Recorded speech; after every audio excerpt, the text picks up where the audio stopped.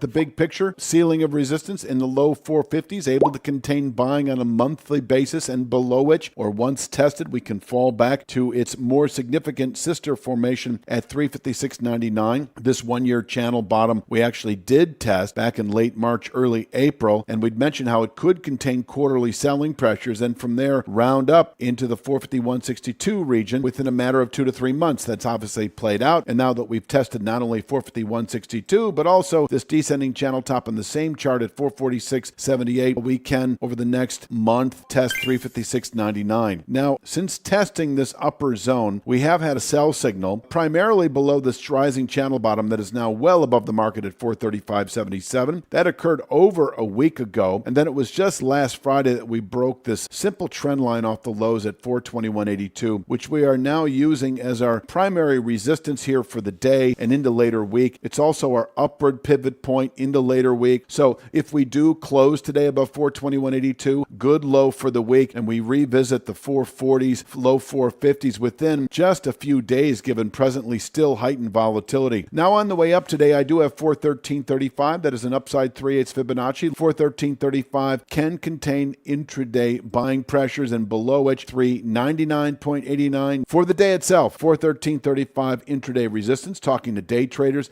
and 399.89 intraday support. If we break 399.89, then we can today actually test what is still our unreached objective near term at 381.50 to 381.61. 381.50 descending channel bottom, also a 5/8 downside Fibonacci over the last couple of months, can contain weekly selling pressures. We'd mentioned if you've been short now for the last 3 to 5 days, over the last 2 to 3 weeks following the testing of meaningful resistance, that this is an area to trim some of that, take some profits in the low 380s, because you never know, we could round up from here back into the 440s within 2 to 3 weeks. Finally, to the downside, closing today below 381.50, expect 356.99 this week, which is this rising channel bottom we tested back in late March, early April, can continue to contain selling through the third quarter. From here, we can round up back to 451.62 within 2 to 3 months. I'd mentioned how we could trade inside of this band for months to come following the settlement below initially back in earlier part of the year. If we close today above 421.82, we have a good low for the week. I would expect within 3 to 5 days, 3 to 5 day swing trade aggressive up to 446.78. And this is our key overhead resistance as we move through June and into July. We could fill this wedge out for the next couple of months. Please click